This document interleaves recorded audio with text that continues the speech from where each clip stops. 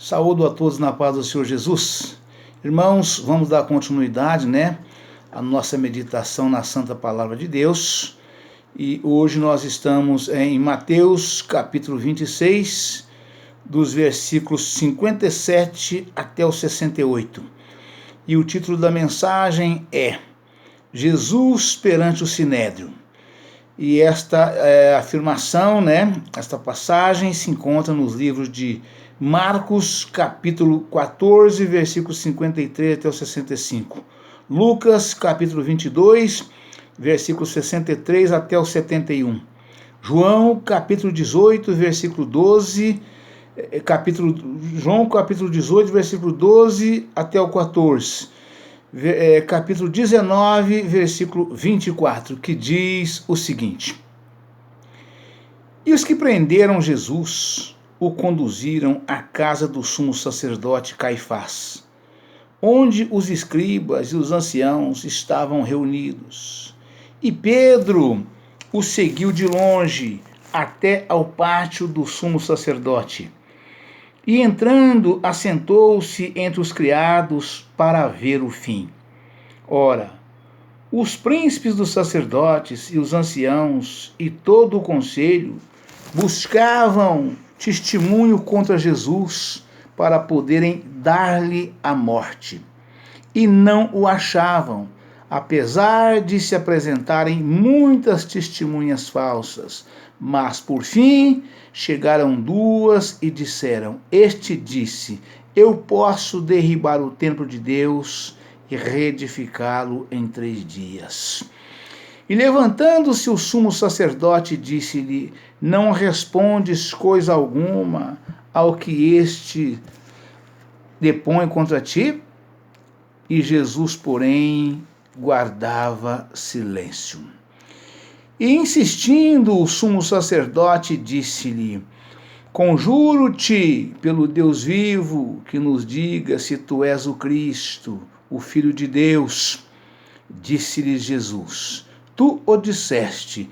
Digo-vos, porém, que vereis em breve o Filho do Homem assentado à direita do Todo-Poderoso e vindo sobre as nuvens do céu. Então o sumo sacerdote rasgou as suas vestes, dizendo: Blasfemou, para que precisamos ainda de testemunhas? Eis que bem ouvistes agora a sua blasfêmia. Que vos parece? Eles respondendo disseram: É réu de morte. Então cuspiram-lhe no rosto e lhe davam murros, e outros os esbofeteavam, dizendo: Profetiza-nos, Cristo, quem é o que te bateu? Glória a Deus, aleluia, Jesus, louvado seja Deus.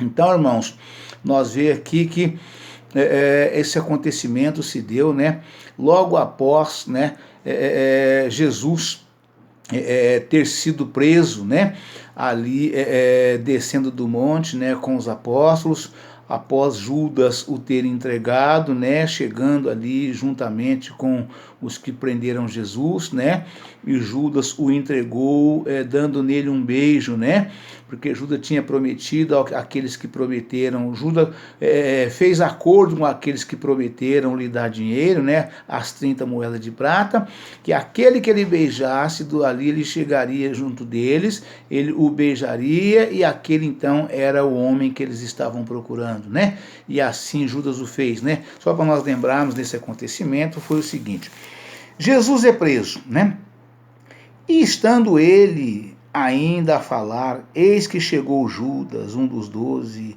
e com ele grande multidão com espadas e porretes, vinda da parte dos príncipes, dos sacerdotes e dos anciãos do povo. E o traidor tinha-lhes dado um sinal, dizendo: O que eu beijar é esse, prendei-o. E logo aproximando-se de Jesus, disse: Eu te saúdo, Rabi, e beijou-o. Jesus, porém, lhe disse: Amigo, a que vieste? Então, aproximando-se, eles lançaram mão de Jesus e o prenderam. E eis que um dos que estavam com Jesus, estendendo a mão, puxou da espada e, ferindo o servo do sumo sacerdote, cortou-lhe uma orelha, né? Então Jesus disse-lhe, isso foi Pedro quem fez isso, né? Eu já disse no vídeo de ontem, foi Pedro quem arrancou da espada e meteu a espada na orelha do sumo sacerdote, do funcionário do sumo sacerdote, né? Do servo do sumo sacerdote, e cortou-lhe a orelha, né? E Jesus então repreendeu Pedro dizendo-lhe, mete no seu lugar a tua espada, porque todos os que lançarem mão da espada, a espada morrerão, né? E nesse momento Jesus tornou pegar a orelha do servo do sumo sacerdote e colocou no lugar, e a orelha dele ficou pregada, então ficou normal, como se não tivesse acontecido nada, ficou normalzinha, igualzinho a outra, né? Glória a Deus, aleluia, Jesus, né? Ou pensas tu que eu não poderia agora orar a meu Pai, e que ele não me daria mais de 12 legiões de anjos? Como, pois, se cumpriram as Escrituras, que dizem que assim convém que aconteça? Então disse Jesus à multidão, saístes como para um salteador, com espadas e porretes, para me prender? Todos os dias me assentava junto de vós, ensinando no templo, e não me prendestes. Mas tudo isso aconteceu para que se cumpriram, as escrituras dos profetas. Então todos os discípulos, deixando-o, fugiram. Glória a Deus, aleluia, Jesus, louvado seja Deus, né?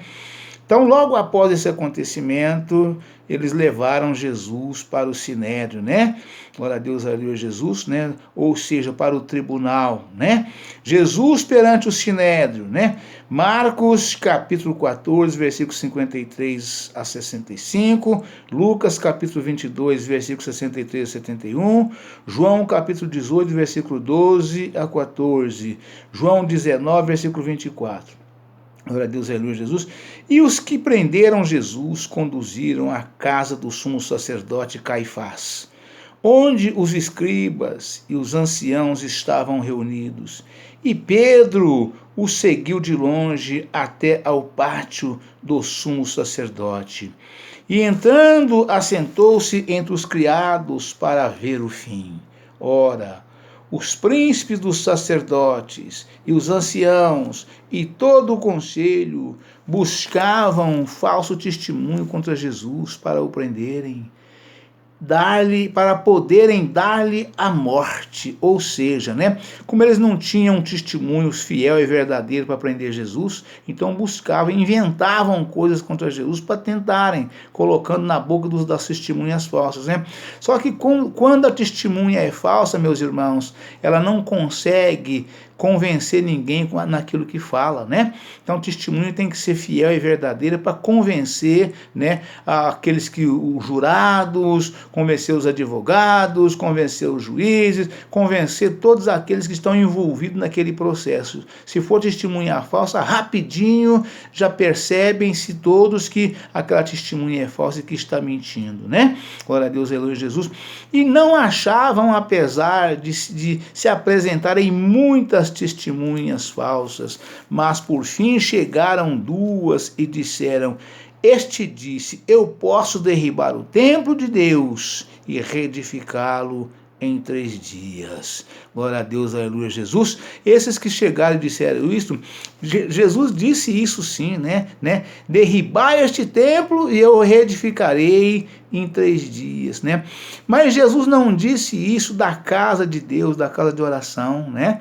Como eles não entenderam nada, né? E como muitos também não entendem, Jesus estava falando do corpo físico mortal dele, né? Que eles matariam ele, mas que em 3 dias ele estaria ressuscitado. Foi isso que Jesus diz. Essa parábola é isso que Jesus diz, só que eles não entenderam nada, né? Nem eles, e muitos não entenderam, e até hoje muitos ainda não entendem. respondem, né?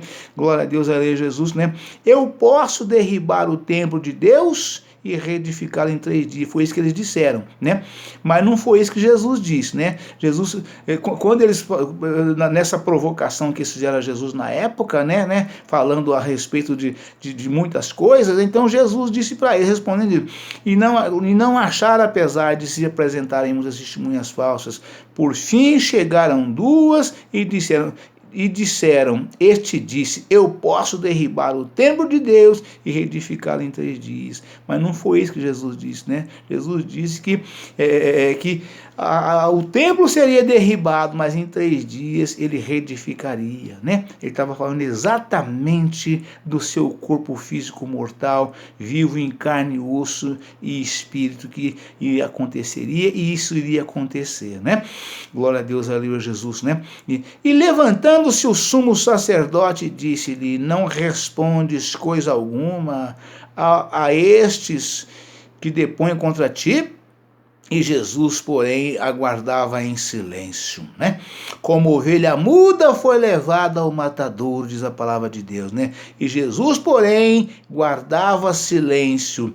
E insistindo, o sumo sacerdote disse-lhe, conjuro-te pelo Deus vivo, que nos diga se tu és o Cristo, o Filho de Deus. Ou seja, o sumo sacerdote implorou para que Jesus dissesse alguma coisa e falasse aquilo que eles queriam ouvir, né? Glória a Deus, aleluia, Jesus, para responder a resposta dele.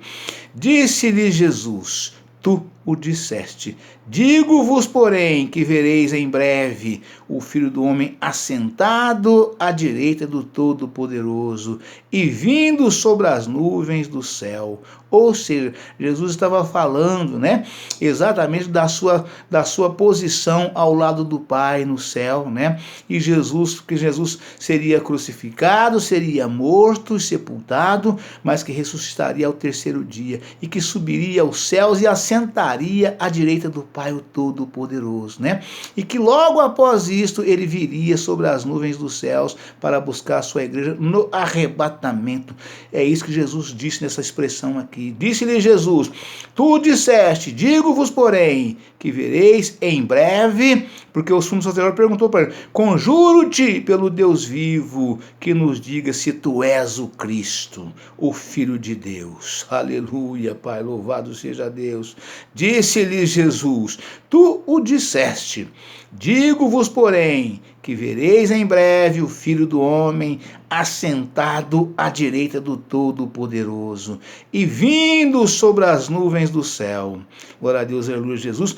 Então o sumo sacerdote rasgou as suas vestes, dizendo, blasfemou, para que precisamos ainda de testemunhas, ou seja, precisa de mais ninguém testemunhar de acordo com o sumo sacerdote. Quer dizer, o que ele diz já foi uma grande blasfêmia, isso basta, é suficiente para que nós possamos liquidar com a vida dele. Foi isso que disse o sumo sacerdote, né?